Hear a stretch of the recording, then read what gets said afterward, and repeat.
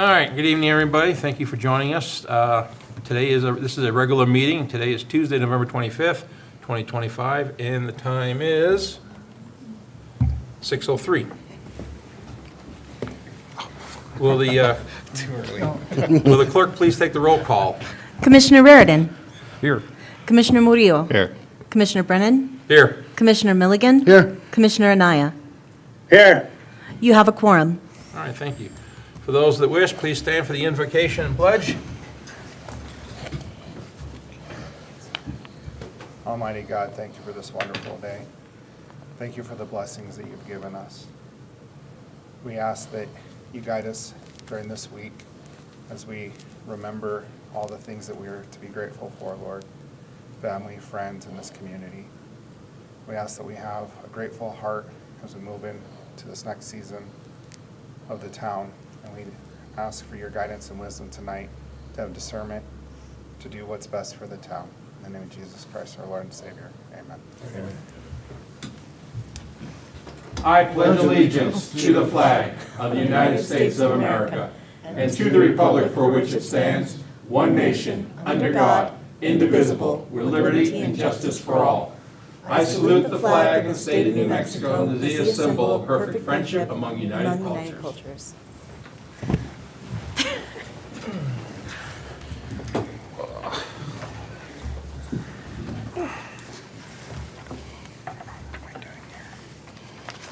All right, next is the approval of the agenda.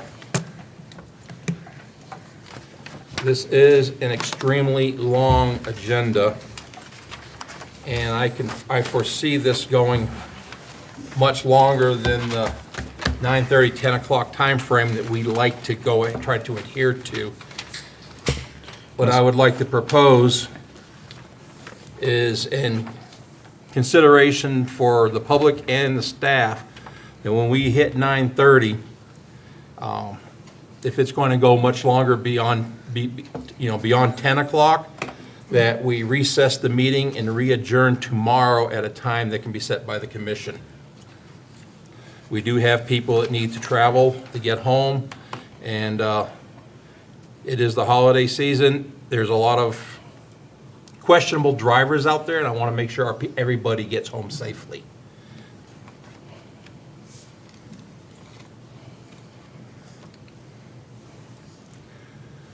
So I'm going to move, if there's no objections to the current agenda, I am going to move that we approve the agenda with a 9:30 stopping point that will take us, that we can go to 10 o'clock if we can finish by 10 o'clock, and then reconvene tomorrow. I would like to say 9 a.m., but like I said, it'd be up to the commission what time you would like to reconvene. Mr. Chairman.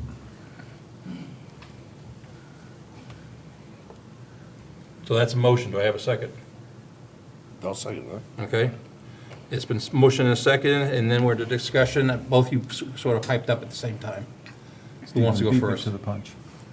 I was going to ask that we remove item G6, 7, and item H1 and H2.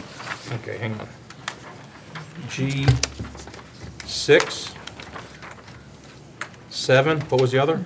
H1 H1 and H2. and H2. And that we move those to, excuse me, to the first regular meeting in January. I agree with that. That was what I was going to say, Mr. Chair, as well.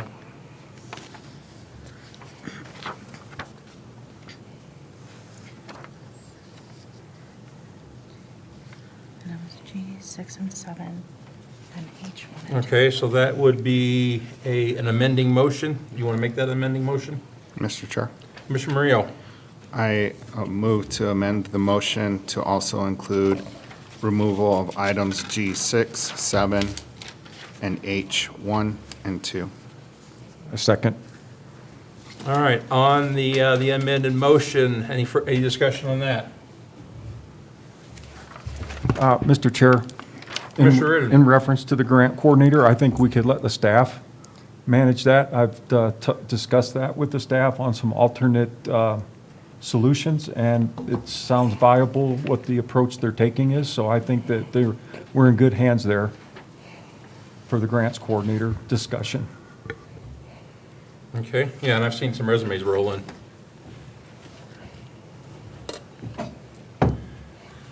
All right, any other discussion?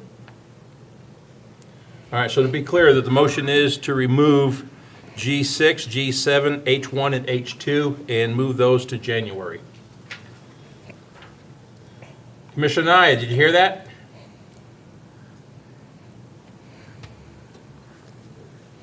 Did we lose them? Commissioner Anaya?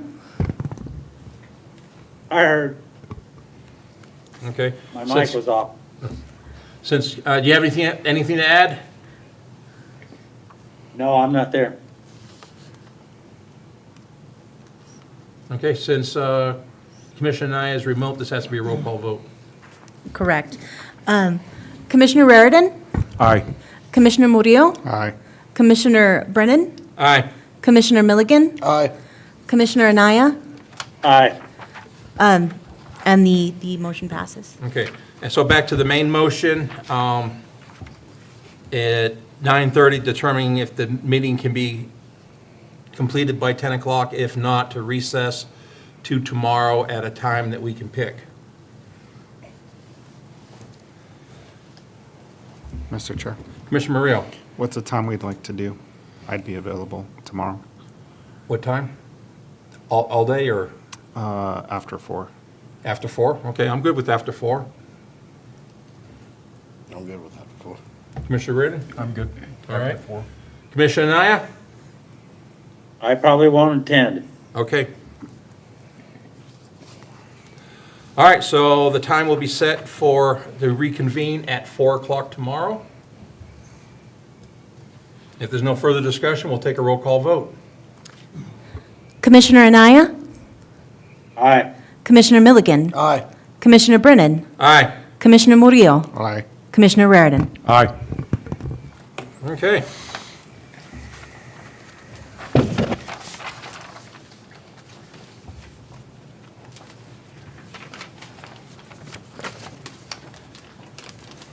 Next is public comment. Can I have the sheet, please?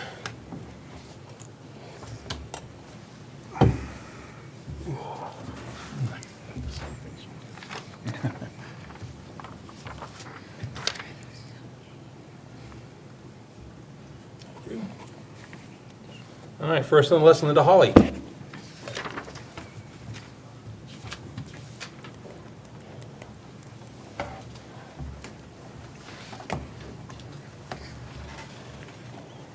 Hawley, I am a resident of the town of Edgewood. I've been using the town's website recently, and I'm finding it woefully lacking. When I want to view a video recording of a meeting that you've held, I've got to go searching through Facebook, or I've got to search through YouTube, and more often than not, I cannot find it. And I think it would be very helpful if you could update the town's website with links to where those recordings could be found. In addition, some of the entries for the dates of the meetings are missing minutes, others are missing agenda packets, and others are missing agendas. I went to see how far back on the website the meetings are listed, and the oldest one I could find was January 8th of 2019. I'm wondering what happened to all the meetings preceding that. They used to be on our website. So I took a look at January 8, 2019. There is no agenda posted on the website for that date. There is no agenda packet posted for that date. So I clicked on the minutes, supposed to be for January 8, 2019 meeting, and they're actually dated January 8, 2020. So I'm really curious about how much we paid for this website and if any quality control was done. The other thing I would think is that if the citizens could find the information they're looking for on the town's website, it would reduce the number of IPRA requests that you get. And speaking of IPRAs, I submitted one on November 3rd. That was 3 weeks ago. I was promised a response by November 18th, and I have yet to see a response. Thank you. All right, thank you. Jean DeMonte?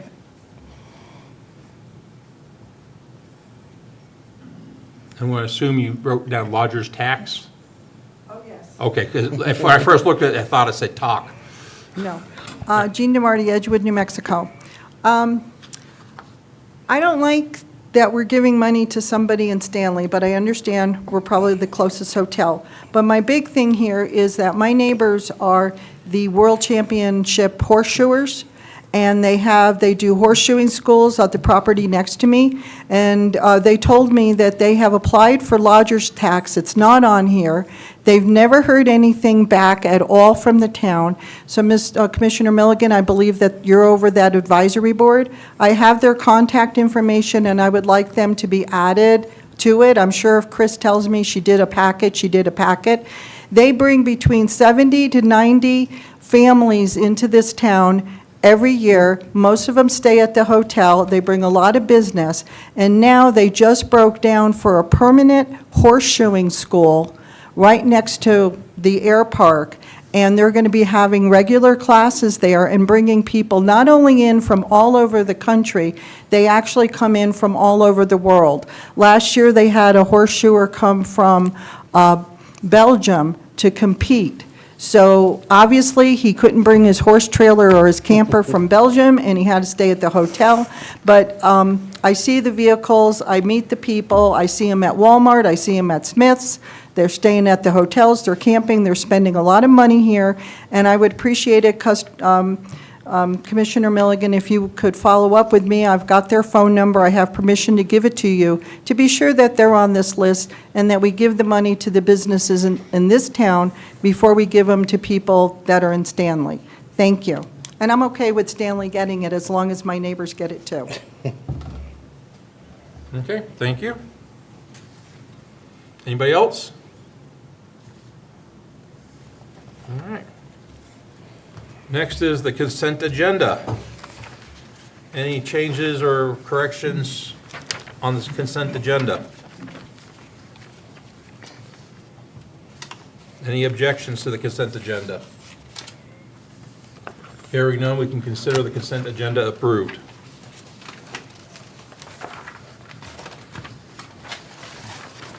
All right, matters from the commissioners. Commissioner Naya, you go first. Who did I get mad? First of all, I'd like to just wish everybody a happy Thanksgiving, and hope and pray that you all are safe traveling throughout this crazy world that we are all in today. That's pretty much it. I'm already at my location, so I'm safe today and the rest of the week. But again, I just wish you all the best of luck and enjoy your Thanksgiving. Hope you all don't get as stuffed as the stuffing's going to be. Anyhow, have a good holiday. All right, thank you. Commissioner Reardon. Mr. Chair, same thing, express happy Thanksgiving to all the folks out there. It was on my list of things to do as well. And over the last week or so, I've been contacted by numerous constituents and some very prominent members of the public in reference to some of the internal functions that's going on here, and I agree with the sentiments that's been expressed to me. Namely, the lawsuit that just was landed on us today. Can't talk about that much, but I can say it's embarrassing for our own county to be suing us, and along with the internal lawsuits that are out there too. It's just embarrassing. A lot of points that were made in some of the email correspondence that was sent to us in reference to how we're conducting business and trying to solve problems internally. We should be doing that. You're absolutely right. Ms. Evans pointed out several things to me. I spoke to her today in reference to some of those ideas she had, and they're spot on. Everything that you and I talked about was very beneficial to us, and we really need to apply that, and I have some ideas of what I'm going to do to help that along a little bit. And also, we talked about the Habitat for Humanity, and she is the POC for that. I've been involved in that over the years, probably spent about 15 or 20 years doing that, and it really is a worthwhile operation. So if anyone's interested in doing that, please talk to Barbara. She said she was willing to field any of those phone calls that come in. So thank you, Barbara, for that. And lastly, well, I think that'll be probably enough for now. That's it. Thank. Okay. Commissioner Milligan. I'll pass through this evening. Okay. Commissioner Murillo. Just to say happy Thanksgiving to everyone. Chief, it was great to be out there for the turkeys and the food giveaways to all the families. That was really neat, and I appreciate letting my son be a part of that and helping out walk things to the cars. He was pretty pumped, and he was really excited to watch all the recruits trying out on Saturday. So that was a great event. So if you all have an opportunity to attend those kinds of things, it's a great opportunity. And I just want to give a shout out to the library staff. It's a really well-run crew over there, and very thorough, and I do enjoy attending those board meetings with them. So if you guys haven't had a chance to go check out the library, go check it out. They've done a lot of things, and they're really customer service oriented. So go check them out and let us know what you think. But that's all I have to say for tonight. Okay. And once again, I want to add on to that too, also for, everybody having a great Thanksgiving. Want to remind everybody that a lot of people are putting up their holiday decorations. Please be careful. You're getting up on a ladder, make sure you've got somebody holding it, or you get that ladder secured. Every year we read reports where people have fallen off of ladders and fell into trees and getting hurt. So this is not it's never a good time to get hurt, but the holidays are really bad to get hurt. So please be careful. The other thing is that the legislature is going to be going back over a Senate bill where they, I can't, just totally forgot the number of the Senate bill, but what it is the animal food, pet food, companies that sell pet food in the state. A little bit of money out of that goes to the state to go ahead and help fund animal clinics for getting your pets fixed, whether male or female, but and that is set to expire this coming up year, so it's going to be up against the legislature again. I am going to be working with the group and lobby for that to try to continue on. It's a fantastic program, especially for lower income people that have pets and want to get their pets fixed so they don't have unwanted little pets running around. So that's a great thing, and it's going to be brought to the commission here at our next meeting to get the commission to write a referendum to support the bill, similar to what we did for HB 113, which was for the animal shelters. And it's a worthwhile cause for us to do that, and it'll definitely also help out our animal shelter in the long run. And that's all I've got for right now. Oh, and also, Chief, that was the turkey thing was a great. I mean, you got rid of all of them, but I think, 6? Yeah, Mr. Chair. I know you probably have it in your chief's matters. Yeah, I think we're down to 6. We have those in the refrigerators. The church ended up coming back and giving more turkeys to the PD members to take home for their families. So I think we still have a few to give away. Yeah, So, they started out with 80, yeah. and we got left, just 6 left over. That's fantastic. A lot of good people showing up to pick up turkeys. It was really great. Nice talking to the people that were coming. We were getting people from all over. And thank you for the police department, and thank you to the volunteers that came out and helped out with that. Yep. Thank you for that. All right, excuse me. Mr. Losing my Chair. voice. Commissioner Naya. Yeah, I'd like to add for the public records that as Mr. Commissioner Reardon had stated about the lawsuits and stuff like that, I also had an earful this past week, and I totally agree with his sentiments on that. So I want that posted as for the record also. Thank you. Okay. All right, that brings us to the reports. First report, community liaison, you're up. Good evening, Commissioners.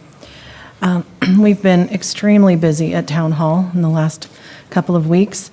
I did have a great meeting with gentlemen where we talked about the LIDA local GRT option that makes available. It's something we would have to put on a ballot, but it's to use a small portion of our GRTs for economic development. And it's something that we may want to look at in the future, we can bring to the commission, but it was very informative. Also, with the self-insureds fund, had a meeting where we went over some asset management so that we're doing some updating to that. And it was very helpful to hear their input on the types of things that we'll want to be sure to cover and include and how to do so. As you know, the grants coordinator position is vacant as of this afternoon. And we do have a temporary fix in place so that we hope to not have any slowdowns on the grants and tracking and the reimbursements. Those are all critical to the town's operations. So we do have an option in place and we'll make that workable. Spent quite a bit of time this last week or so going over a lot of the status checks of where things are at with the town manager position vacant. We don't want anything to fall between the cracks. So just making sure that we've got everything on our radar that needs to be happening. The social media policy that was for the internal use is ready, but this agenda was very large, so I opted to wait until the December meeting to bring it forward. I have been working on updates for the commissioner resource book, especially because we do have a newly elected commissioner who has not served yet, so we'll want to make sure he gets off to a good start, and I have a meeting scheduled with him to review that. I think those are the big items, and I stand for question. Okay, any questions, community liaison? Mr. Chair, Commissioner Reardon? just a quick comment from constituents, possibly you could help answer this question. It was brought to my attention that Denny's apparently is being used for a dumping ground now. There is the dumpster area it's unlocked, and old mattresses and a whole bunch of stuff. I realize it's private property, but is there anything we can do to contact the owners of that establishment and see if we can lock that up so We we could can stop probably the have- illegal dumping? We could probably have our code enforcement officer to take a look at that and document it, and then get in touch with the property owners to take care of that matter. Okay, could we take that as a informal action item? Absolutely. Okay, thank you. Anyone else? All right, thank you very much. Thank you for the hard work you're doing. Thank you. All right, town clerk treasurer. Commissioners, I have been working on providing our legal counsel with various information items that they need while working on our multiple pending lawsuits. And my written report here says that I was informed that the news media is reporting that we're being sued by Santa Fe County, and at the time, we had not been served. But we were served at around 3:30 today. So I have sent that on to the New Mexico Self-Insurers Fund so that they can assign representation, and we can go from there. I've also been researching the situation and doing my best to pull together the information to figure out what's going on there. So that's in progress.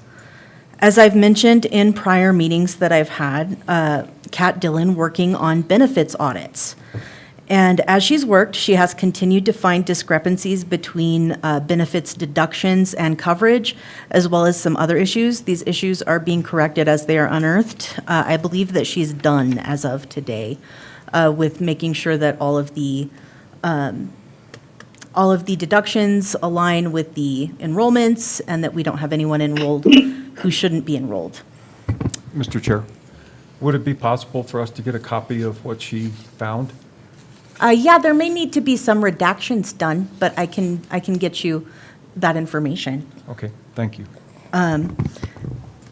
I've also received a letter from the Office of the State Auditor requesting information related to overtime calculations for PD for the past few years. I have asked staff to begin compiling the information, and I'll keep you all posted. And that information is rolling in. I'll be ready to present it to the state auditor well before the deadline. Everybody's been very cooperative. In meeting with staff and digging deeper into some of the issues that they've brought to me, I have found that there are a large number of items that need to be addressed. For example, during the process of gaining access to our Workforce Solutions online account, I found that no one had removed access for the accounts of prior employees who are no longer with the town in well over a decade. These old accounts were still active. They could have been used to log on at any time. This is a major data security issue. I have deactivated the accounts of all except those who should currently be authorized on the Workforce Solutions account. But this is just one example of things that have been overlooked or neglected. Just there are so many things that need to be addressed and that need to be checked on. Please understand that it will take time to address every discrepancy, but we are prioritizing as we find them. And I am really working towards compliance and instilling best practices in all aspects of town operations. I am also working on addressing numerous personnel and finance concerns. If you have any further questions, please feel free to reach out to me. I would be happy to dive deeper into any of these items or anything else. Just stop by my desk. I'm there all the time. Give me a call. I've always got the cell phone, and I'm happy to discuss any of these items with you. Okay, that it? That is all I have. Okay, any questions for the clerk? Mr. Chair? Commissioner Reardon? Yes, I had requested a complete financial review to be discussed tonight with an update on where we're at with our spending and how we can curb our spending. Could you provide us some updates on that?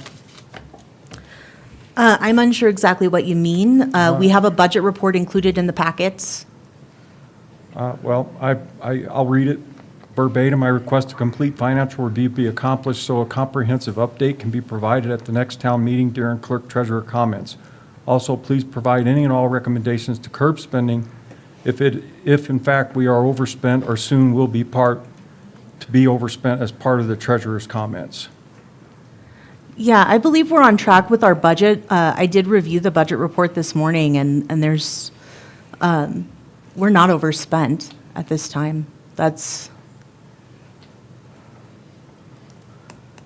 So the internal report I got that was we were on dangerous territory for overspending, that our budget was quickly diminishing to the point where we might be broke soon.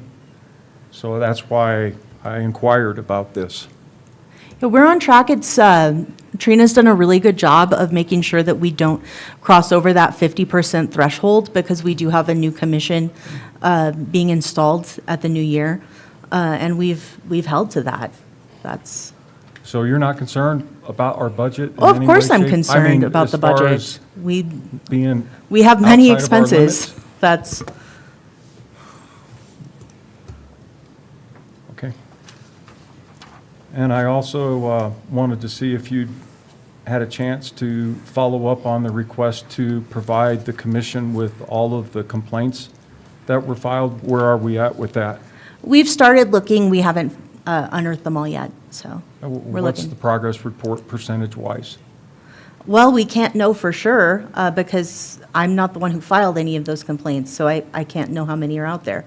We found one or two that are ready to be presented.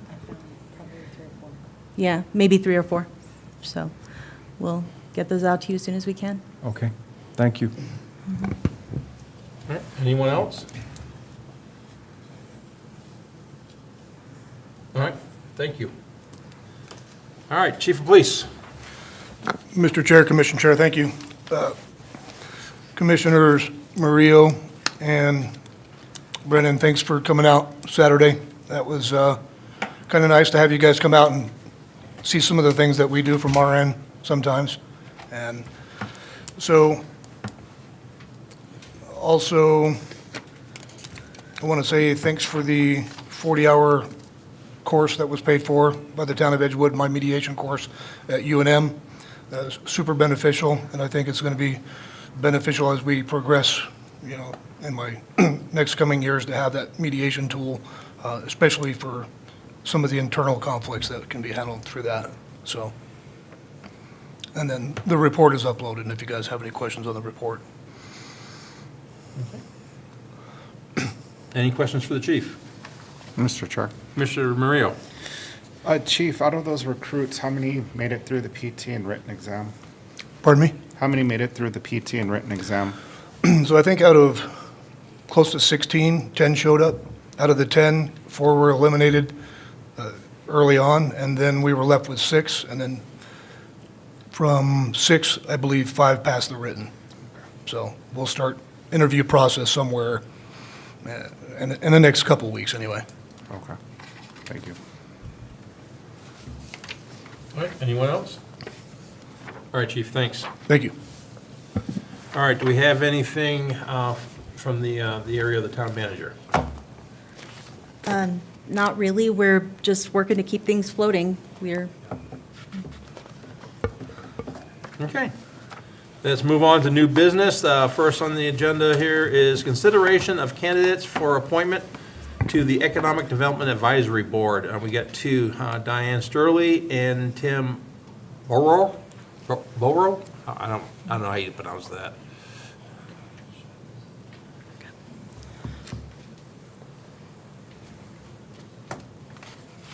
Commissioners, you do have in front of you resumes and letters of interest from Diane Sturley and from Tim Borer. And I see that Diane is here. Yep. I don't know that Tim is here.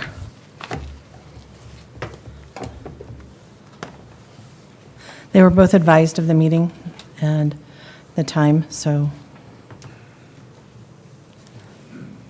you may want to proceed with one, consider both, but you have the information in front of you. Mr. Chair. Commissioner Murillo? How many positions are open? There are 7 total, 2 are currently vacant for And the how long Economic are the Development Advisory terms? Board. Pardon me? How long are the terms? These would be 1 year and 2 year. They're Okay. split. We have to create the stagger, so, Okay. yeah.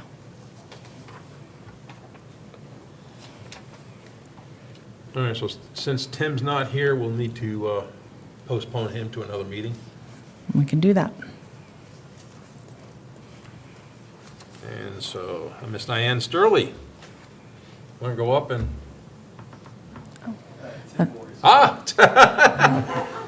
Belay my last. Okay.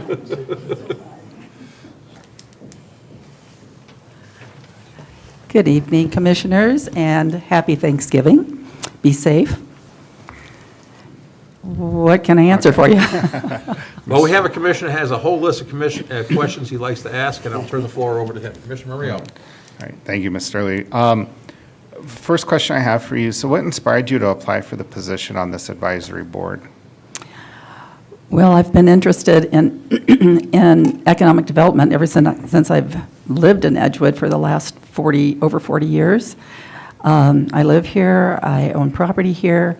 I've had a business in Edgewood for over 40 years, and I'm very interested in seeing Edgewood develop as a sustainable, healthy, vibrant community where we want, and it's just like the rest of us, we want a place for our people to raise families and to work and to play and be safe. And what else?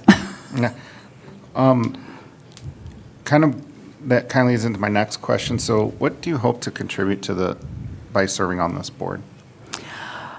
Well, I hope that we can bring more sustainable business and to the community. And I've participated in some of that in the past because that's so important. Business is our lifeblood because it provides gross receipts tax. And without the gross receipts tax, we can't pave our roads, we can't do a lot of things. I mean, it takes care of the staff's for them and for the sewer plant, on and on, all the things that make a town run. So my next question is, have you previously served on any other boards? And if so, tell us about it. How far back do you want me to go? Lots. I've chaired them, I've developed them.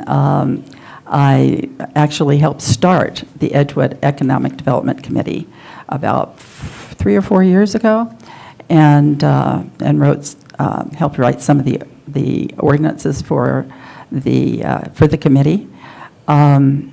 And I chaired that for 2 years. I think that it's an important part of our community. When we started the chamber, I thought, that's great, that's good for the businesses here, but we need to bring in new business. That's our lifeblood. We don't want to keep stirring the pot with the same people. I mean, there's so many things that contribute to economic development, even our events. You have an event in Edgewood, it brings in people, right? And they shop in our stores, they eat in our restaurants, and we need that for a vibrant community. And I know a lot of people don't really want the town to grow large. They like a small community and, a rural community. And I think we can have both. We want to develop it smart and sustainable. I also am a lobbyist up in Santa Fe, and I help lobby for bills and for things that actually will promote and help rural communities, and that includes Edgewood. I'm also a member of AREA, and AREA has come and they've spoken to this chamber, and I had them speak to the Economic Development Committee, and they're a great resource for us. In fact, Moriarty now is using AREA for their, to promote their economic development with sites for manufacturing and business, which I'd like to see happen here more. We really need to get on board with some of that. And we have the money and resources to do that. In fact, a couple of years ago, I was helping lobby a grant for rural communities for site readiness. And whenever a business wants to come to your area, which I get every week, I get inquiries of manufacturing and businesses that want to come to New Mexico, but they're looking for site ready. So that means having all of your infrastructure in place, and so that they can just move in. And if it's not in place, that will shortly be in place. And there's money at the state legislature that we passed that we can go after to make properties site ready so we can get some of this industry in here. Now, what I'd like to see is light industry. I don't want to see, we don't have the water, for one thing, for heavy industry. That's Moriarty, and I see Moriarty is doing that, and we're kind of a bedroom community for some of that industry. But we can have light industry, and I don't know if this is going to be another one of your questions, but I would really like to see us develop a real hub here for medical. We don't need a lot of water. We don't need a rail like many industries do. We don't need an airport. And we are close to I-40, which is great. It's a great artery throughout the whole United States, and some industries need that.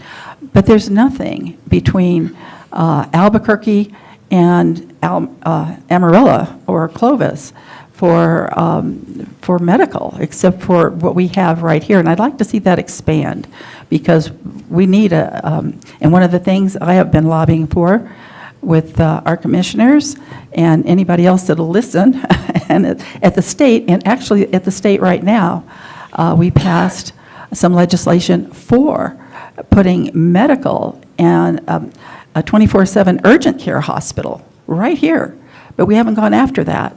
I'd like to help develop that, because it's amazing. The whole East Mountain and all the way to Texas would probably use it. So we can develop that, and that would help grow the community in a sustainable way. So what else? Thank you. The next question is, do you have any professional, financial, or personal relationships that could present a potential conflict of interest with this board's work? With the what? With this board's work? Sports? Working on the board? Oh, being on the board? Yeah. Not that I know of. I own property here, I own a house here, I own a business here, And I've always, my interest is, I don't think, in conflict with anybody else here. Thank you. And how would you handle a situation where your personal interests or relationships conflicted with the responsibility as a board member, if that were to happen? I can't think of anything that would be a conflict with any of that. If it did arise? If it did arise, I would absolutely recuse myself from any activity toward that. Thank you. And the final question is, have you reviewed the town's conflict of interest policy? And would you be comfortable complying with all transparency and recusal requirements? Oh, yes, sir, certainly. All right. I'm done with my question. Okay. Anybody else have any more questions they want to add to that? Commissioner Nye, how about you? My question would be to, how many realtors do we have sitting on the board currently? Currently, there's one licensed Realtor on the Economic Development Advisory Board. I did not hear. I'm sorry, Commissioner. Currently, there is one licensed Realtor that's on the Economic Development Advisory Board. So we have one then, is that correct? Correct. Thank you. Mr. Chair. Commissioner Reardon? And Diana, I wanted to say thank you for all your involvement and all of the things you're doing for the town and the lobbying. It's really appreciated. Thank you. And please say hi to Bob for me. I certainly will. All right. Anybody else? All right, thank you very much. Thank you. Good night. Mr. Chair, Commissioner Murillo. I'd like to move that we appoint Ms. Diane Sturley to the Economic Development Board for a 2-year term. Okay, do I have a second? A second. All right, it's been motioned and second. This would be for the 2-year term? Yes, sir. Okay.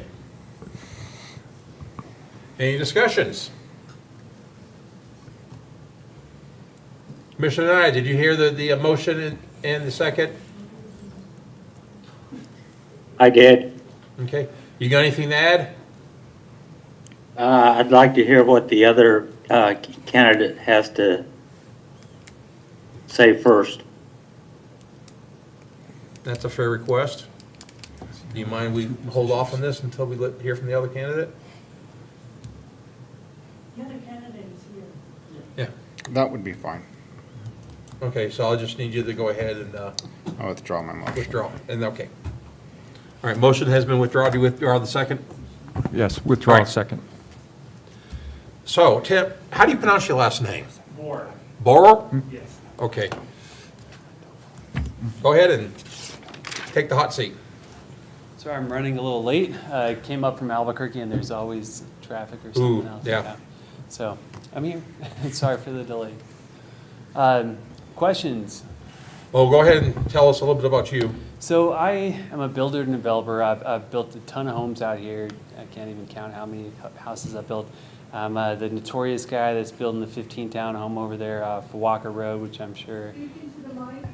Have you guys heard of the 15-town home over there off Walker Road? That's me too. I own many companies ranging from gyms. That's actually why I'm in gym clothes right now. And I own mobile home parks, RV storage, building developing. I'm a licensed real estate broker. Don't do much brokering anymore, mostly building and developing. And my big thing that I'd like to see Edgewood head toward is not Albuquerque and not Moriarty. I would like and it's going to grow this way. Albuquerque's getting built up, Rio Ranch is getting built up. It's going to move this way, whether residents like it or not. It's going to happen, and I would like to see it happen in a sustainable way that's going to be good for businesses and for the residents. And so I just would like to sit on the board to kind of, help facilitate and, give my 2 cents as much as I can. I've been doing this for a very long time. We develop all over the state of New Mexico, ranging from Silver City, Taos, Santa Fe, and I just don't want to see Edgewood head in the wrong direction. I'd just like to be, part of the facilitating party that helps guide that direction. Okay. Commissioner Murillo, you already saw, he's got a list of questions he likes to go through. Commissioner Murillo, you have the floor. Thank you. So my first question, you already answered the first one for me. So what do you hope to contribute by serving on this board? Like, what do you bring to the table? Well, I moved to Edgewood initially, I think it was like 23 years ago. I've been back and forth Albuquerque and here.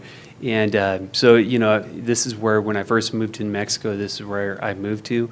And it was very rural at that point. And I just would like to see it, it's growing, as we can all see, but I'd like to see it kind of grow in a positive direction.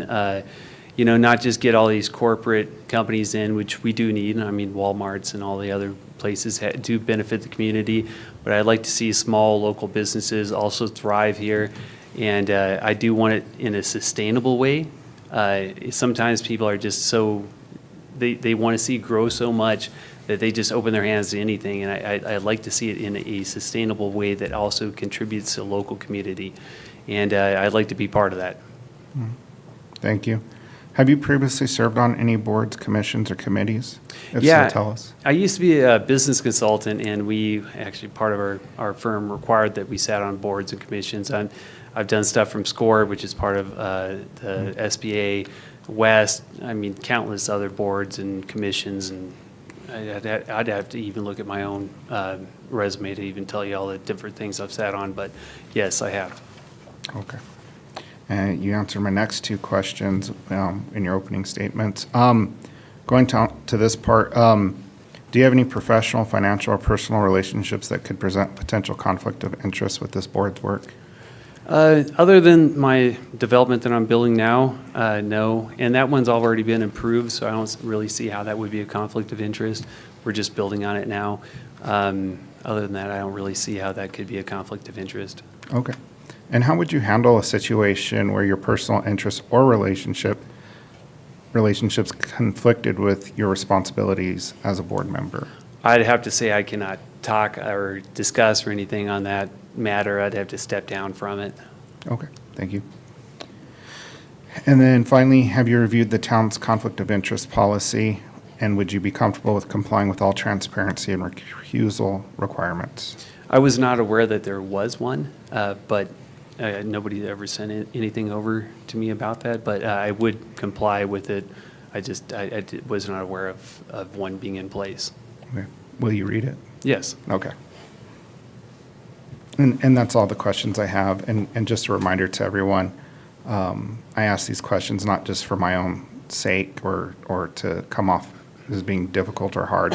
It's mostly for the community that shows up so that they're aware of who we're appointing and who's trying to help build the town. So, thank you. Oh, thank you. Were there any other questions? Any other questions? Commissioner Naya? No, but I'd like to make the recommendation, if that, we can, vote on them separately. Okay. Mr. Chair. Commissioner Murillo? I'll be nice. I move that we appoint Diane Sturley to the Economic Development Board for a 2-year appointment. Okay. Second. All right, so the motion is seconded. Any further discussion? Mr. Chair, Commissioner Reardon? so Commissioner Anaya knows that there are 2 open positions. He may have missed that. Commissioner Naya, did you hear that? No. They want to make, Commissioner Reardon just wants to make sure you're aware there are 2 open positions we're filling. That is correct. Okay. I did know that at the beginning. Okay. Any other discussion? All right, Mr. Chair, Commissioner Naya? we currently have, 3 seats filled. And out of the 3 that are filled, one of them's already in real estate, correct? So we have Linda? we have 5 seats that are filled. We need to fill 2 more. Is it a 7 board member? It's a 7 board, yes. Thanks for the clarification. You're welcome. Anything else? No. Okay. All right, if there's no more further discussion, we'll move, you go ahead and sit down, I'm sorry. We can go ahead and move on to the vote, since Commissioner I is remote, it has to be a roll call vote. Commissioner Milligan. Aye. Commissioner Anaya. Commissioner Anaya. No. Commissioner Raridan. Aye. Commissioner Murillo. Aye. Commissioner Brennan. Aye. Mr. Chair, Commissioner Murillo, I move to appoint Mr. Timothy Borrow to the Economic Development Board for a one-year term. Second. there was a tie between Commissioner Milligan and Commissioner Anaya, so which one do you want to pick? I heard A Anaya. comes first. Okay, there you- All right, so Commissioner Anaya has the second. Any further discussion? Mr. Chair, Commissioner Reardon? I'd like to thank you all for applying and showing up and taking the time to do this. It's very much appreciated. And I like that. I'm impressed with a lot of the things that you have done here. When I first read it, I expect you to be a gray-haired person walking in here. I heard a lot. Evidently. So that is greatly appreciated. Thank you. Any other discussion? Then we can go move on to the roll call vote. Commissioner Murillo. Aye. Commissioner Raridan. Aye. Commissioner Anaya. Aye. Commissioner Milligan. Aye. Commissioner Brennan. Aye. All right, congratulations and welcome to the Economic Advisory Board. Mr. Chair, if I might let the new appointees know, the first meeting of December is December the 3rd, and I'll be sending some information out on that shortly. And you can see the clerk about getting a copy of the, The ordinance. thank you. Code of conflict. All right, moving on to the next one, discussion and possible action for Marathon Pipeline presentation and letter of consensus. Did everybody get a chance to read the information? Yes, Mr. Chair. So I guess right now, it's just a quick matter of what do you want to do? Mr. Chair. Good. Mr. Milligan Chair. has it. Commissioner Milligan, go ahead. I'd like to make a motion that we go ahead and approve it. Second. They've met every deadline and everything that we've asked of them. Second. All right, it's been motioned to approve and seconded by Commissioner Murillo. Commissioner Nye, I thought I heard you say something. You did. I did not receive any new information regarding this. There is no information. It's in the packet. Yeah, there is no new information. The information is in your packet. That's, Just the standard, what we've been looking at, correct? yes. I had made a phone call to the person that signed the letter that's requesting our signatures, and I have not heard back from them yet. I needed to see a copy of the pipeline current locations with depths on them, and I did not receive a call back. And that was from Jackie Hipland, is that correct? Yes, sir. It's in the packet. So therefore, until I receive the maps that that are requested, I'm going to make a motion that we do not approve this at this particular moment. Well, there's already been a motion on the floor to approve. First only, there's not a second, is there? It was seconded. Well, then proceed. Okay, any other discussion? Like Commissioner Milligan said, I mean, for everything that we've seen so far, they've been hitting all the deadlines. I don't know what the problem here is, but I'll explain if you want. Go for it. okay, go ahead. Let's The discuss. reason I want the mapping is because I need to see exactly where the line are running through currently, through what residents, and to see why they want to reroute it directly through one of the busiest areas in the town of Edgewood, which would be Section 16. And I brought this up many, many times, that once we put that pipeline in there, it creates a real serious issue with construction, with economic development, for an example, because we do have to stay so many feet away from a hazard area. And you got a hospital, you got a fire station, you got the impound, you got all of the other venues that are there, including the park, which handles a tremendous amount of residents, young kids that play in the field that are going to be adjacent to this area. And my thinking is that we don't want to put anything hazard close to an area where there's going to be a tremendous amount of traffic. That's my concern. And the reason I wanted the mapping is because I want to see exactly where the pipes are currently at, and why is it that they can't continue with that same route. Mr. Chair. Commissioner Mario. Just to kind of give an update, there was a couple of workshops discussing this with the mapping. The town of Edgewood was asked to give their consensus on Section 16 so that they could move forward and talk to the state land office, because they wanted our consensus before they agreed to anything outside of Section 16. Those are negotiations with Marathon Pipeline and the individual residents. And so we really don't have a say on what private citizens negotiate with the company at the end of the day.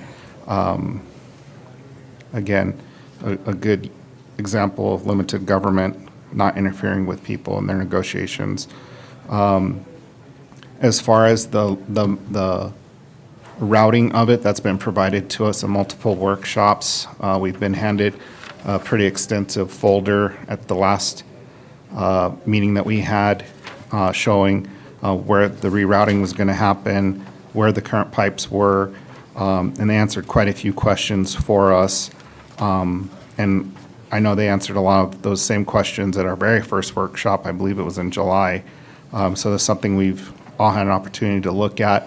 We've had an opportunity to look at maps, depths, and the proposed reroutes through Edgewood.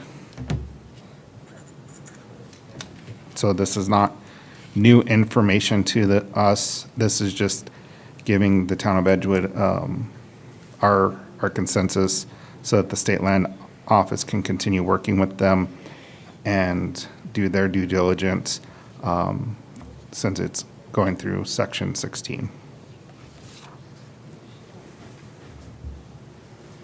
And if I remember correctly too, and everything we saw in this, the new proposed route is minimal impact on existing residents right now, because the existing line goes right through neighborhoods. If they were to replace the existing line in place, they'd be tearing up all those neighborhoods. And that was the big reason for this new route and plan, is to minimize impact on residents. That, Mr. Chair, Commissioner Naya. that is correct, to minimize the impact on residents. Well, what's going to happen is when that Section 16 starts to fill up completely, where are all the people going to be if it's not going to be from the school, it's not going to be for the town hall, it's not going to be for the medical center that's there, and again, the town hall, and most of all, the park. So as far as trying to reduce the impact, it instead increases the impact because of the location, and I strongly believe that.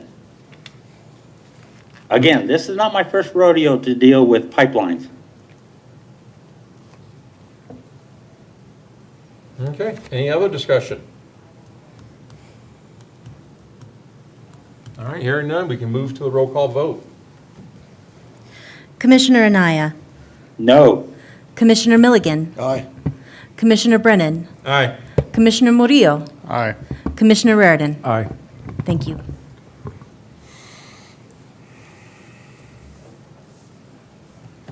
Okay, next one here is discussion and possible action for purchase or lease of road equipment, that the asphalt zipper.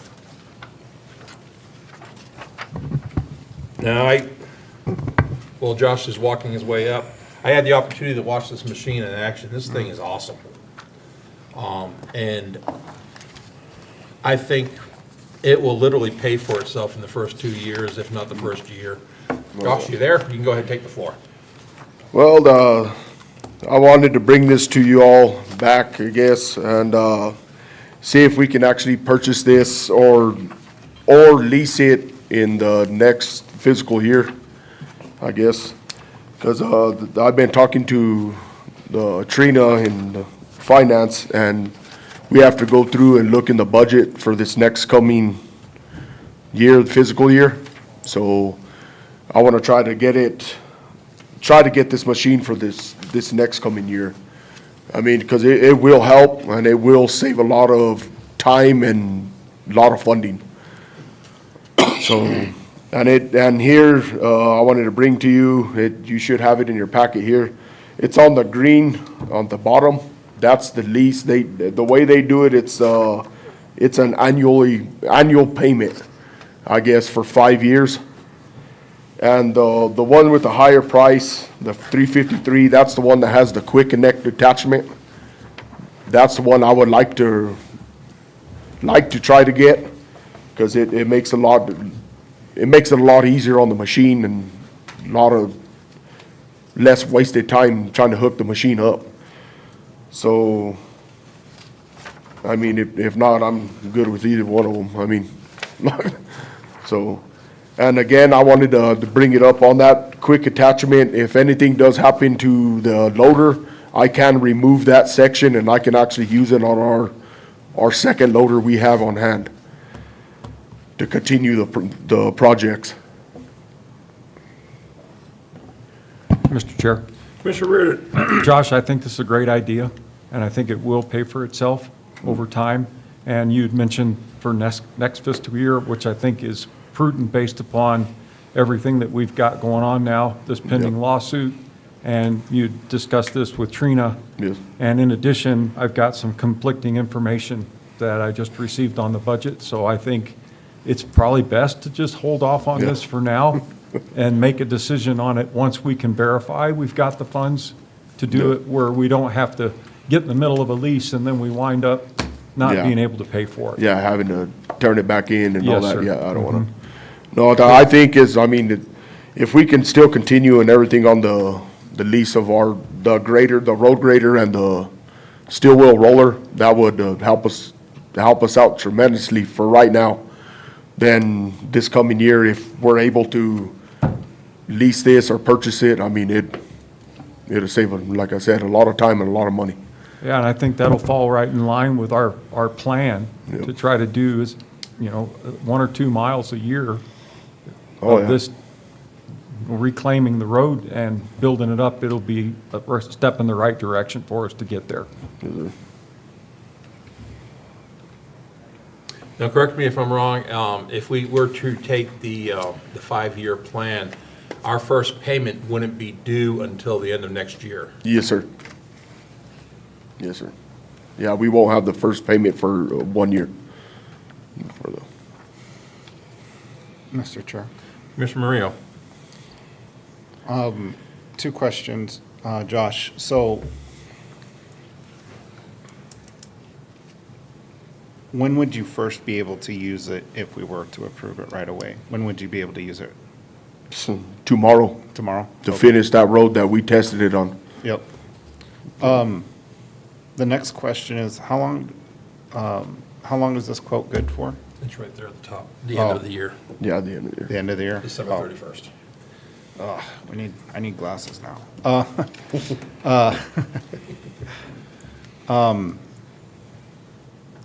And I've, be honest with you, I've got proposals from them before, and every proposal I've got I've been trying to do this for, 3 years now, and the prices never went up.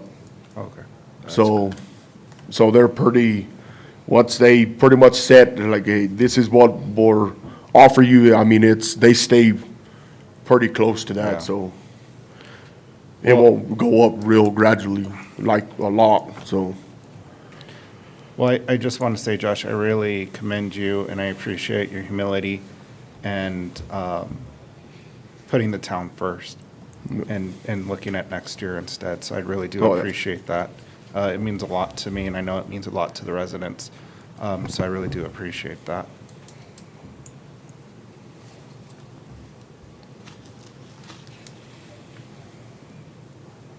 Mr. Chair. Commissioner Milligan. Commissioner Reardon, you're speaking of different budget numbers that you have compared to what anybody else might have. Can you care to elaborate on that? Well, it goes back to what I said earlier. I was advised that we've got expenditures that we haven't accounted for. And I was just told that we're not overspent. So I'd like to dig into that a little deeper to find out where we actually stand, and if we are in fact behind on payments that we owe the state for fire support.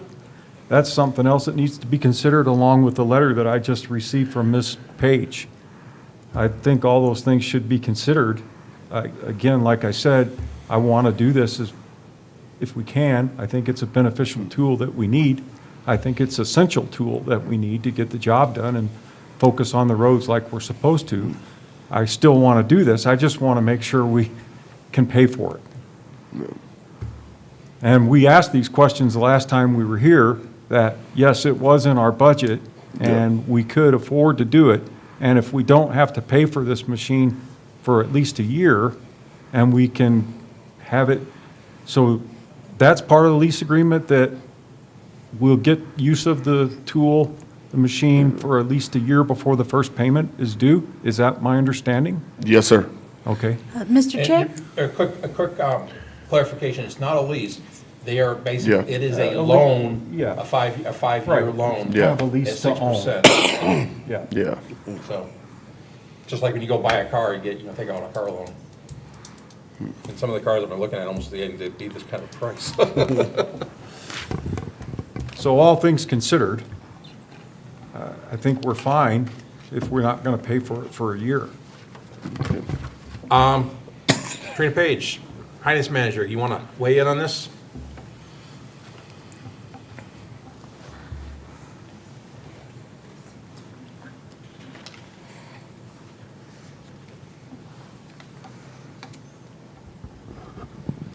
The road department wants to continue with this. We need to remind the commission that they won't be able to buy any new vehicles during this time.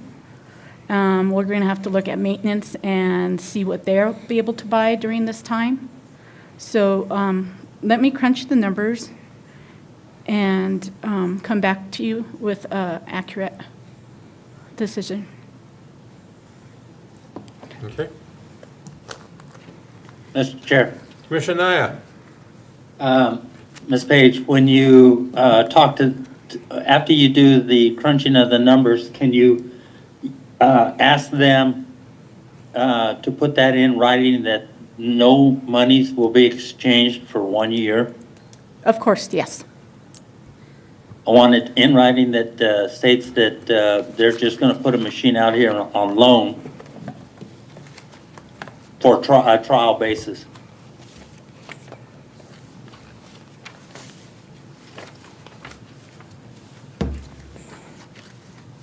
Mr. Chair. Commissioner Milligan? Excuse me, Mr. Mario. Sorry. I think that's what the lease to own agreement would be, is that the first payment wouldn't be due until the end of the year. So they wouldn't be loaning us the vehicle. We would take possession of it, understanding that we'd be paying for it Right. in a year. Yeah, it's a deferred payment. So I don't think they We'll end the would say, contract. oh, we'll loan We'll it have to them. you and we'll see what happens.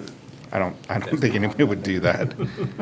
If you look at the handout that you have in your packet, it says in the 5-year purchase option that the first payment not due until 1 year after delivery, but we'll have them clarify that more in the actual invoice and purchase agreement. And that's, you brought up a good point, delivery. What is the lead time on these, do you know? What they were talking, when they were talking, it'd take probably about, they said about 2 to 3 weeks for them to get one down here. Oh, okay, that's pretty fast.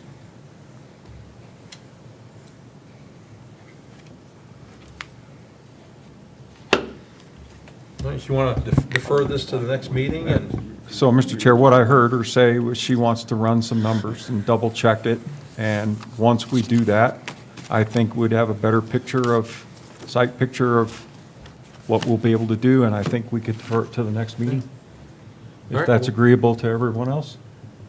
Any objections to deferring this to the next meeting? Let the finance crunch the numbers? Okay, so we're going to defer this to the next meeting. Thank you. Thanks, Josh.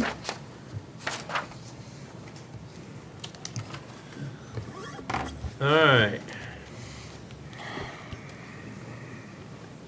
Next one is discussion and possible action to approve the fiscal year 2026 Q2 lodgers tax funding requests.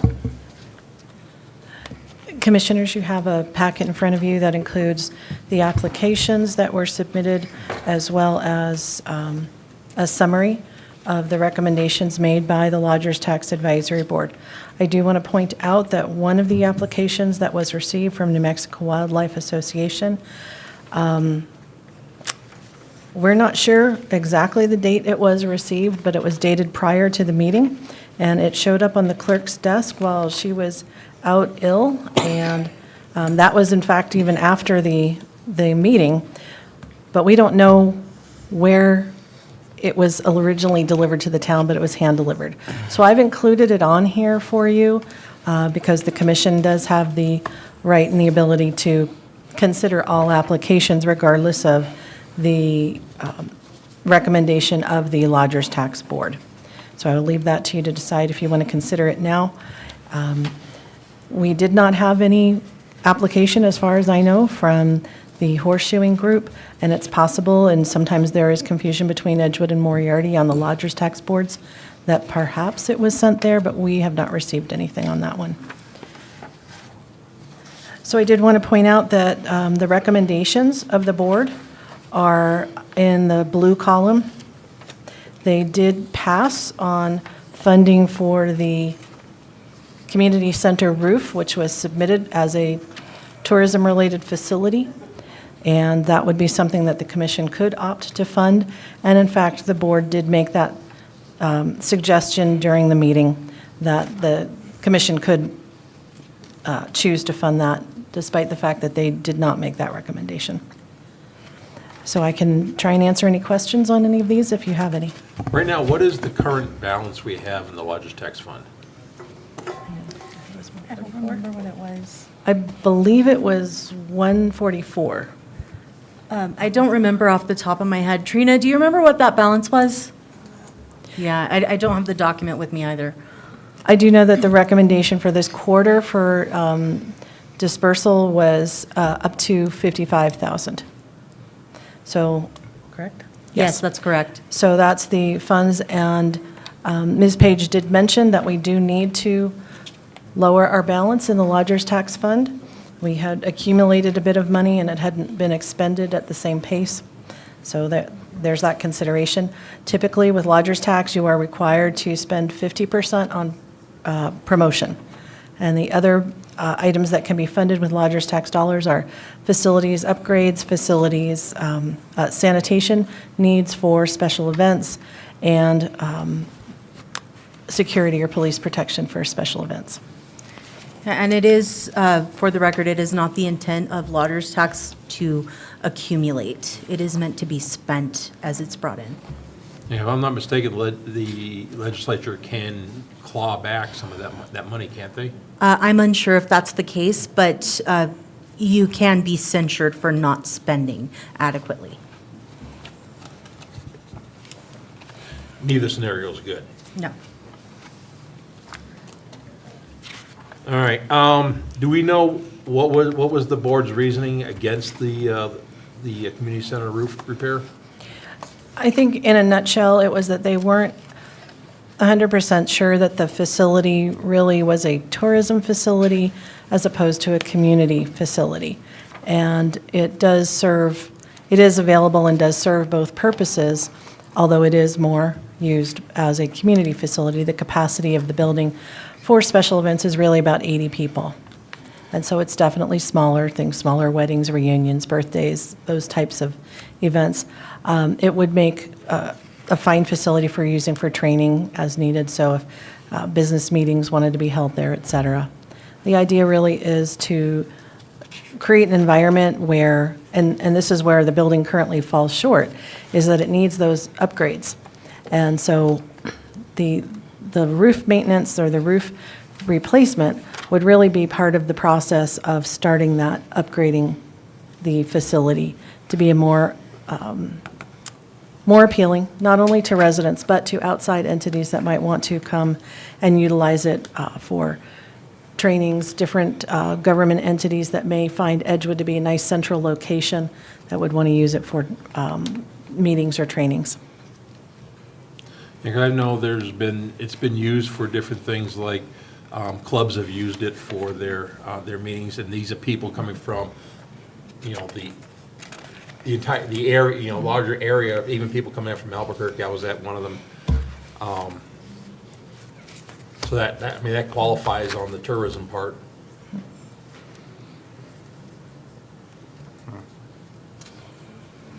Our ultimate goal with that building really is to get it to a place where it is used more frequently and for a wider variety of uses as well.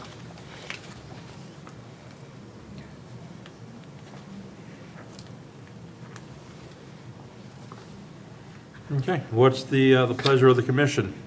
Mr. Chair. Commissioner Murillo? I'm just kind of taking this in and processing here. So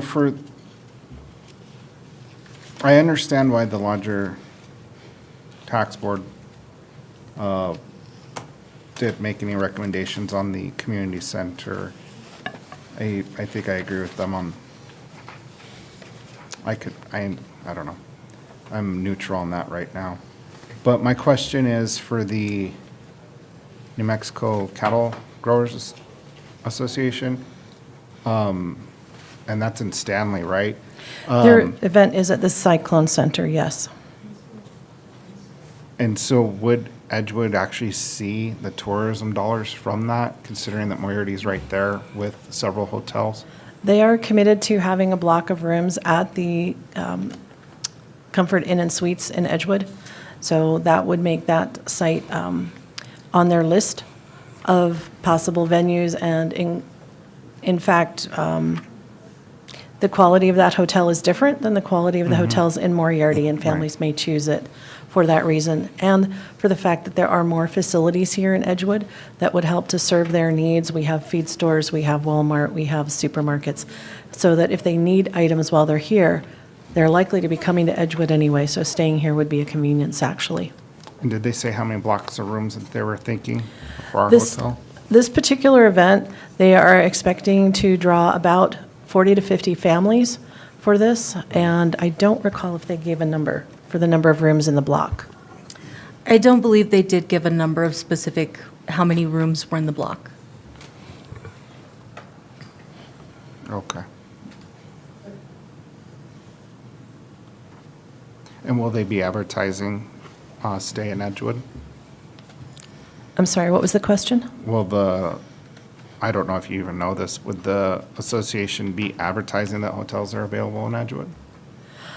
Well, they will put that information out as part of the packet that they send to their members to try and get them to come to the event. They did say that some of their promotional wish list, if you will, would be dependent on whether or not they got this funding. I do know that they were awarded funding from Moriarty as well.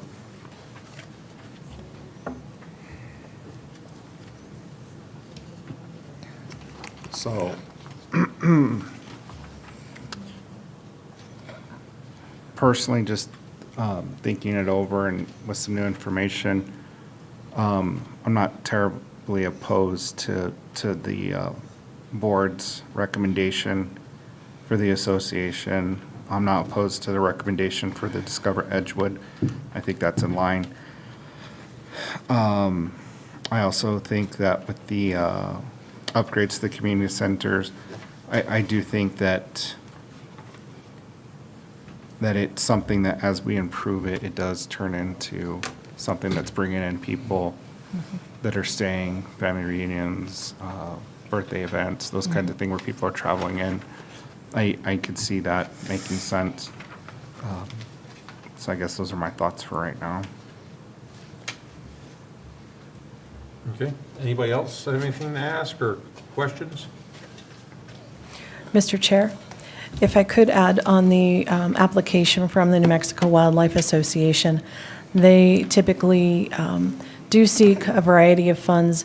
They are here in Edgewood, and they do have a lot of events that draw people.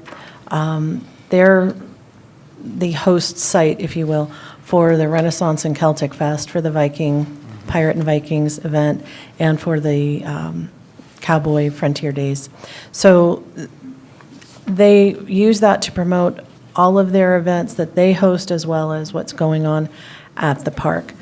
Typically, those larger events that I just mentioned seem to draw in the vicinity of about 10,000 people when they're held each time. And they do seem to be growing. And the reason, or Mr. Chair. Go ahead. And so for the wildlife, they put, excuse me, they put NA. That's my notation because it wasn't heard by the advisory board. They could not make a recommendation on it. It came to our attention after that meeting had Oh, occurred. okay, all right, The I'm paperwork tracking now. I'm paperwork tracking got now. Misplaced here in Town Hall. Yeah, okay, yeah, I would definitely recommend that we kick it back to them to get their, what's the point of the board, to have them look at it, so we'd like to have their advice. So for your information, the next meeting will be in February for the Lodgers Tax Board, so that will be postponing it until February for them. I know they do a lot of their promotions for the year, trying to get those lined up. And ultimately, it is the decision of the commission, even though the advisory board is there to give a recommendation or not. So No, just as a point of information. No, I agree with you, and I think it's important that applications get submitted on time and to the correct places. I know this isn't the first application to the advisory board, so maybe follow up with them on what happened, and giving them the list of upcoming events so they can make sure they get that in there, because I don't see the point of having a board if we're not gonna have them look at stuff and make recommendations to us. At that point, just disband the board, in my opinion, and we'll just make the decisions. I know it's against the law, but I think it's important that we consider, we took the time to appoint them, they've taken the time to participate, and I think it's important that we have them review the applications that come through at the end of the day.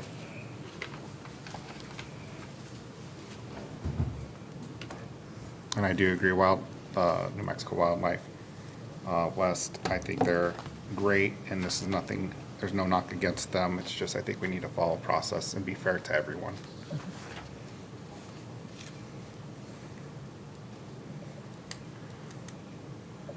You know, my big concern for the Wildlife West is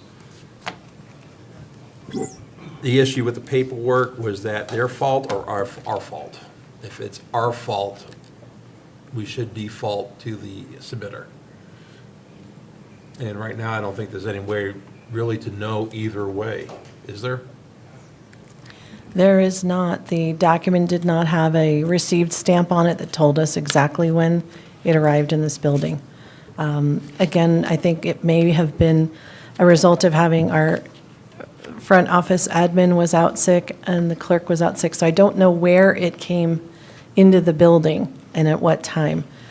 And we were trying to err on the side of, well, we don't want to penalize the applicant for something that may have been a town hall issue. And they've always been on time in the past. I mean, I've seen that theirs come across us many times before. Mr. Chair, I just noticed that our front desk person, Tina, has her hand up. She may have something to contribute. Okay, come on up to the microphone.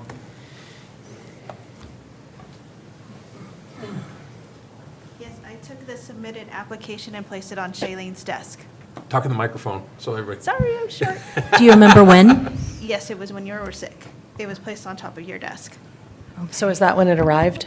Yes. Okay, so if that's the case, then it was after the meeting deadline. Okay. Mr. Chair. Mr. Murillo. I know timing's important here. I don't know if this is possible, but can the board hold a special meeting? They could, if needed. It would be unusual to hold it for one item, but they could. I think it'd be important. I'll see if they're available. Their schedules are difficult to coordinate usually, but we'll see if we can get it done.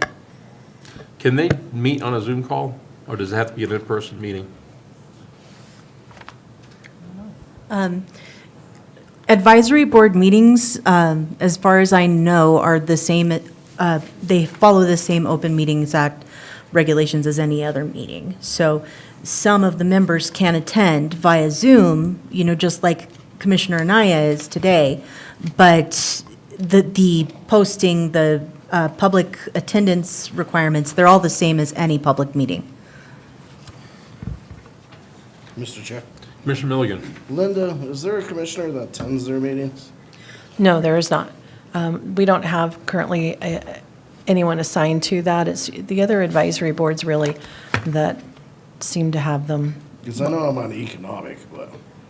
Well, and I think it's partly due to the fact that the lodger's tax is making a recommendation that is then going to come in front of you. And that's the reason that there's not someone assigned to them.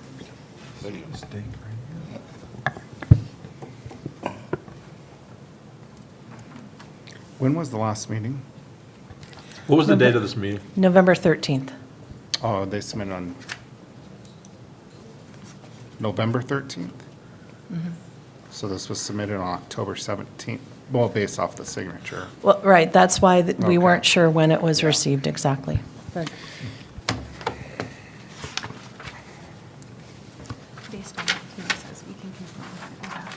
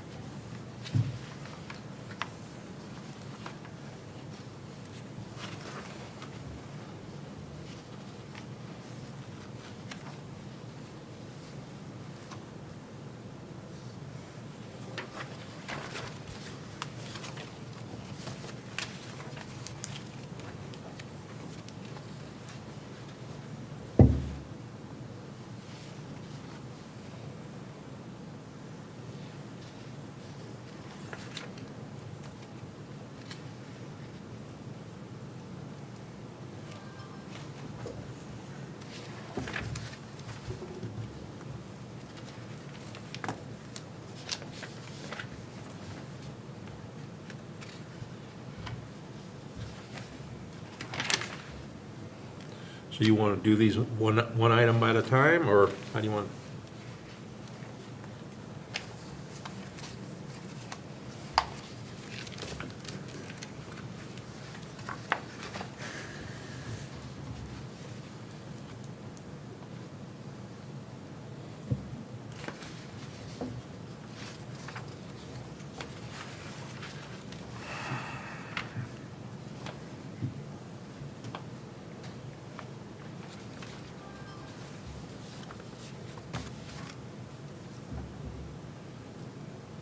Mr. Chair, Commissioner Mario? let's see if I can do this. I move to approve the board recommended funding amounts for the Cattle Growers Association, the Town of Edgewood Discover Edgewood Promotions line item,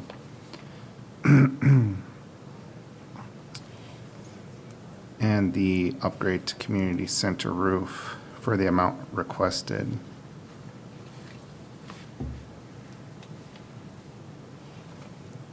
With the community liaison reaching out to the Lodgers Tax Board to see if they can hold a special meeting for the New Mexico Wildlife Association application. I'd like to make an addition to what you just, your motion. If we can look into that organization that Mr. Marte was talking about, if we have paperwork somewhere, or we can reach out to them if they got it, include them into that same Special meeting. special meeting? I'm friendly to Absolutely. that. Yes. I'm friendly to that. Okay. All right, so the motion is to approve Mexico Cattle Growers Association, the Town of Edgewood Discover Edgewood, Town of Edgewood Upgrade Community Center, and not to approve it at this time, the Wildlife Association. And it has been seconded. Any further discussion? Who was the second? I thought I heard a second, or did I not? If not, I'll second. Okay.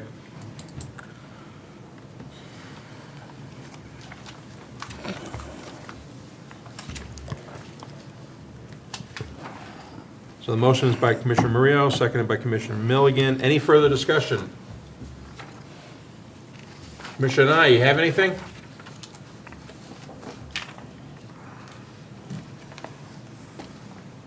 Is he there? He is there. I can see him moving. I can't tell if he's trying to speak. Commissioner Anaya, Sorry you about may be that. on. Okay. All right, you got I believe that the upgrade for the community center should not be under that. That's a capital outlay project.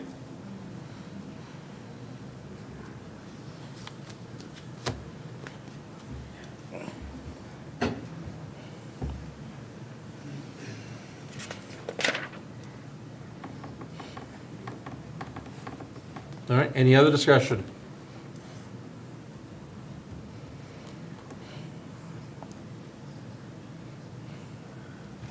Mr. Chair, Commissioner Reardon? we might ought to dive into that a little bit deeper. That is a good point Commissioner Naya just made. Linda, can you expand on that a little bit for us? I think it's all in how you want to look at the building and its function. And if you deem it a useful facility for tourism, and that is part of its purpose, as well as to serve our local community. When our local community wants to have events, we have very few facilities in town. So if they're trying to do something larger where they are inviting out-of-town family members and friends, the community center is our one and only year-round, fully enclosed, heated, air-conditioned building. The pavilion is, and it is rented regularly. The pavilion is large, but it is open. It does not have controlled heating and cooling. It doesn't have an enclosed facility. So it's really at best a three-season facility and for larger groups. And now that we do have the restrooms there, it does bring up the appeal to using the pavilion for larger groups. But those in town that want to host events really only have one choice for a fully enclosed building, and that's the community center. Mr. Chair, Commissioner Naya? let me ask you this question, which might be a way that we could approve it, that is if the skate park was to have an event, would the community center at that point be opened up for, again, for use of the restrooms and also used for seating, feeding guests. If a group or attend organization the wanted. skate park? If a group or organization wanted to utilize any of the facilities that are at Bassett Park, which is adjacent to the community center, for a tournament of some kind or a community gathering that would bring people from outside the community, absolutely, the community center could be used as part of that if it were rented by whatever group or organization wanted to Okay, hold such an event. That would be a way to justify expenditures. Commissioner, if I may, again, the building has a variety of uses. So if you deem one of those uses to be a tourism facility, then you're within the rules of the lodger's tax funding being applied for that. Mr. Chair, if I could just add, lodger's tax obviously is generated by hotel stays, and the purpose of the use of lodger's tax is to put heads in beds. And if you have a facility that you're using for things like weddings, something like that, that will draw people in that might need to stay the night, then that facility is a justifiable use of lodger's tax. I've personally in my career have used lodger's tax funds to improve community center facilities and had it approved by the state. So it's a valid use. Mr. Chair, I have to agree with that. And I don't know if you guys spoke about it earlier, I didn't hear it, if that's the case, but weddings do produce people to attend the communities, so, and they do stay at the motel, so I concur with that. Okay. And I believe we did make mention to that. It was brief, quite early in the discussion. Sometimes I need to slow down when I speak. I apologize. Please, just a little bit.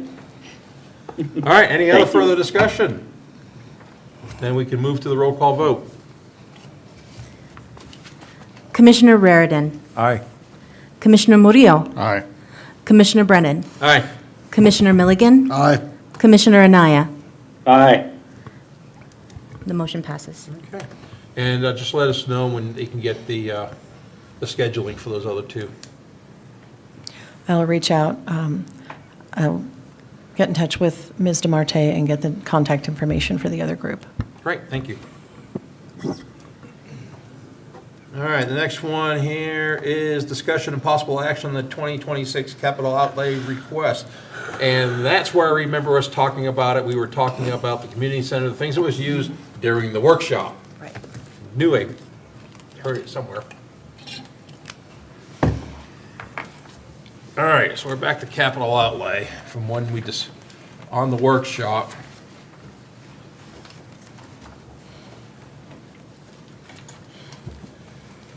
And we were discussing that the sewer line expansion would be something we could send to the governor, along with the shortfall for West Venus project could go to the governor.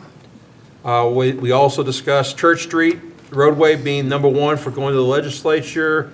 West Venus shortfall going to the legislature was number two. I believe we said number three, which would be money for the Horton Road.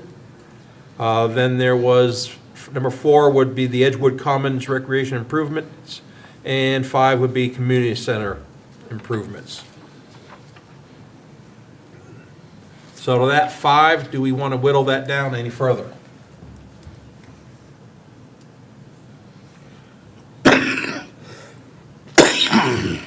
Mr. Chair. Commissioner Murillo? Town clerk, in your experience, what was a good number of requests to send? I think 3 to 5 is reasonable. 3 to 5. More than 5, and they stop taking you seriously. I would recommend 3 for us. So my recommendation would be that we do the top. The 1, 2, 3? 1, 2, 3. So it's Horton Road. Church Street being number one, Horton being, West Venus number two, And Horton, number 3, for going to the legislature. Do you agree for going to the governor, which would be the Route 66 sewer line extension, and West Venus as well for the governor? Yes. Yes. Yes.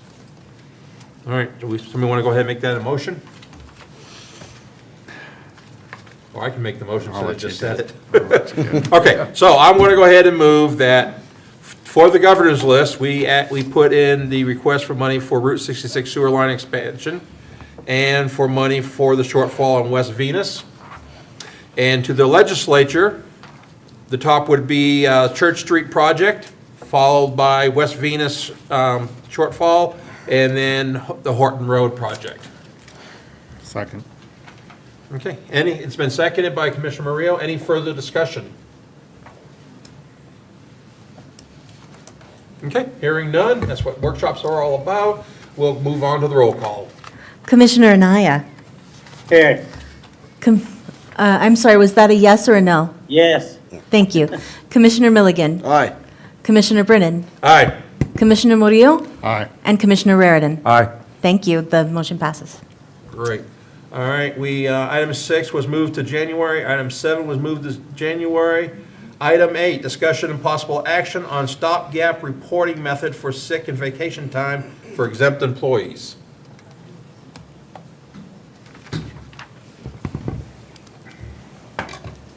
Did you want? We are going to be shifting to ADP, correct? That's already in the process? That is correct. We had a meeting today, and we're still on track to have our first payroll of the new calendar year done by ADP.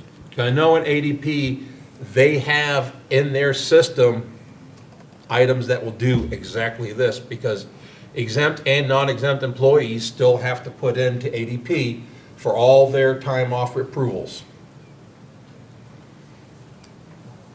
Have you guys ever worked with ADP before? Okay. And that's your experience as well? So that kind of takes care of that. So that kind of solves the problem? So I think our concern is the stopgap, and there's no procedures in place right now for people to apply for and approve sick leave or annual leave. There's not a mechanism in place. And if we're not keeping track of that, we don't have any record of it at all. And the employees may or may not be charged for their leave. So in the meantime, we considered putting a process in place where that employee, the appointed, sends a request up the chain, gets their leave approved, it goes to finance, and it's a done deal. It's just an interim measure until this project gets into place. That's all this is. So would you want me to do from the person X wants to take time off, they send an email to the clerk and the commission, and if it's the clerk, she just sends an email to us for the time off? And/or accounting and finance, or whoever is going to charge the leave for that accurately. Yes. All right, so just right now, when do you think ADP will be online? By the 1st of January. Okay, so, so this is going to be, basically, it's going to run for about A month. December. Right, and now we're Month at and a the half. busy time of the year for leave, and we just need, if you had, for example, an investigation that would take place and was employee X at work this week, well, the employee was on leave, but we have no record of it, right? That's not good. It's not meeting the requirements by law to accounting of your employees, right? And it could wind up with excess leave being paid out at the end that people weren't adequately charged for it, and the town winds up with a big bill for annual leave payout, right? So we just don't have a mechanism to account for it right now. And although we only have a little over a month, again, busy time of the year, Linda, you made a suggestion on what we could do similar to what we just spoke about? Yes, just an email is easy. It gets to all of the commissioners. It can get to the staff that needs it. And it's a record, so it creates that record you're looking for. Yeah, and As we well as, having payroll, whoever's handling that, know to make that adjustment on someone's accumulation log. And I'd say just leave that in place until this new system kicks in and it's fully operational. I think it's long overdue, honestly. Do you want to turn that into a motion? Yes, we can do that. So I move to make a motion to properly account for sick and annual leave as a temporary stopgap measure until the new system takes effect on the 1st of January. Meaning, I don't want to make this long and drawn out, but the details would be just to send an email to the appropriate leadership authorities and payroll. That should do it. Okay, do I have a second? I'll second it. Commissioner Millen seconds. Any further discussion? And along with it, I mean, it's obvious, but usually the obvious things are the ones that get missed. If somebody decides not to take it, they need to reverse the process with the same type of email. Right. Okay. Do you want to add that to the motion? We can. Yeah, well, I'll make that as amending motion that the, it has, if they decide not to take the time, that they have to send an And email cancel to it. everybody to cancel that request, which is basically the same way ADP is going to work. Do I have a second for the amending motion? Second. All right, it's been motioned and seconded for the amending. And any further discussion? No, it just simply boiled down to time and attendance accountability. That's all this is. All right, and let's go and we'll move on to the roll call vote for the amending motion. Commissioner Milligan, Aye. Commissioner Anaya, Aye. Commissioner Raridan, Aye. Commissioner Murillo, Aye. Commissioner Brennan. Aye. Then The we'll motion move on passes. to the main motion. If there's any further discussion on the main motion, hearing none, we'll move to the roll call vote on the main motion. Sorry, I'm just catching up on notes. That's okay.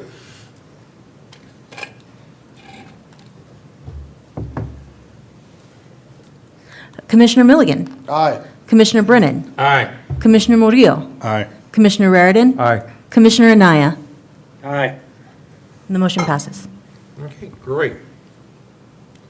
All right, next item is discussion and possible action for town clerk treasurer to direct all directors and managers to complete all employee annual reviews by December 31st, 2025. Mr. Chair, Commissioner Milligan. I make a motion to approve, that the town clerk direct all directors and managers to complete all employee annual reviews by December 31st, 25.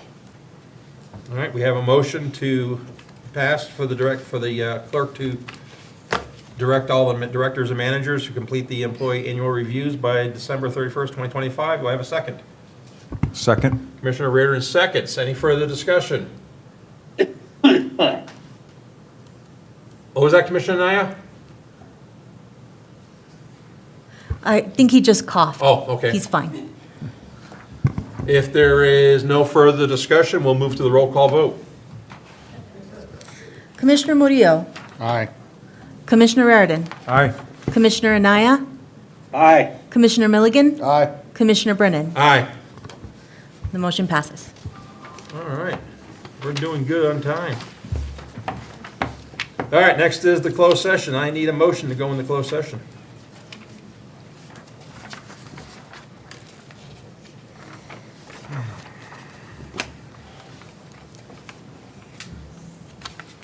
Come on, Mike.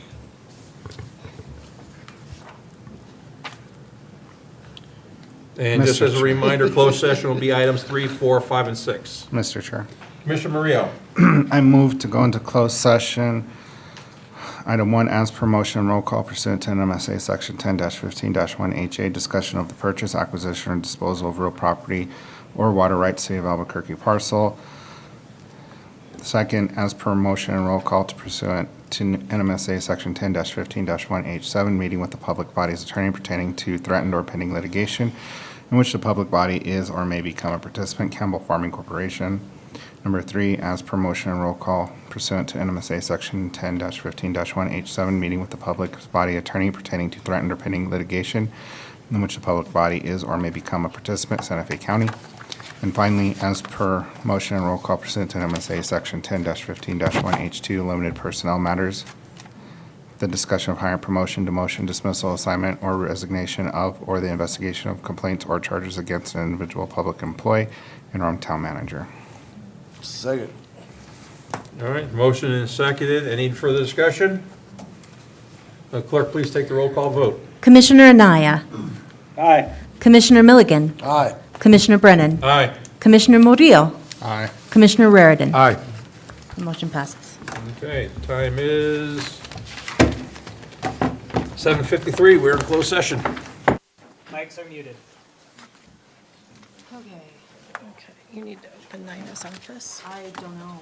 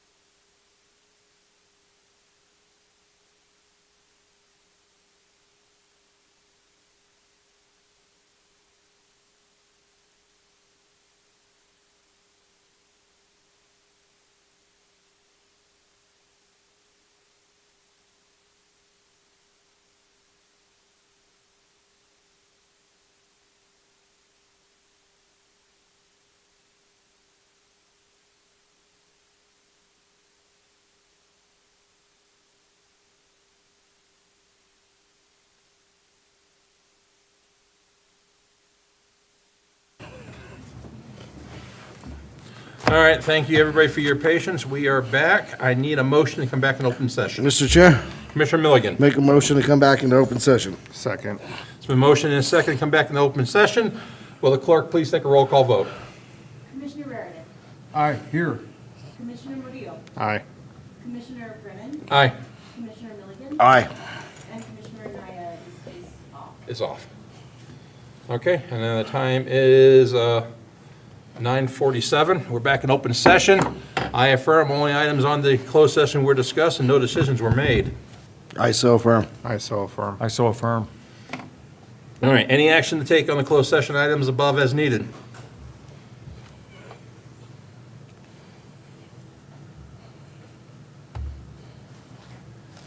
Commissioner Yes, Reardon. yes. I'd like to make a motion to defer the purchase of the City of Albuquerque parcel until the lease on Section 32 is secured. Second. Okay, any further discussion? All right, and all in favor indicate by saying aye. Aye. Any opposed indicate by saying nay. All right. Anything else? All right, hearing nothing. We will move on. Future meetings is December 9th, then we have December 23rd, and then the new commission will meet January 13th, 2026. All right, future events, story time and craft at Edgewood Library, Wednesday mornings at 11 a.m. EPD Thanksgiving food, box distributions Saturday, November 22nd, 9 a.m. Movie matinee, Saturday, November 22nd, 12 p.m. Thanksgiving holiday. Library and offices will be closed November 27th to 29th. Twinkle Light Parade and the tree lighting Friday, December 5th at 6 to 9 p.m. Hope to see everybody there. And final comments from the commissioners. As a reminder, I'm going to be out next week. I'll be at that anti-Semitism conference. And is there anything that you guys want asked while I'm there? No, but I'm sure that I can come up with some questions. Okay. If you come up with something, shoot me an email, call me. I'll have both phones with me all the time. Mr. Chair. Are we having the meeting tomorrow at 4, or did you guys finish up? No, we're finished. Okay, just wanted to clarify, not that I've got nothing else to do tomorrow. All right, if there's no other further comments, I need a motion to adjourn. Mr. Chair, Commissioner Milligan. motion to adjourn. Have a motion to adjourn. It's been seconded. All in favor?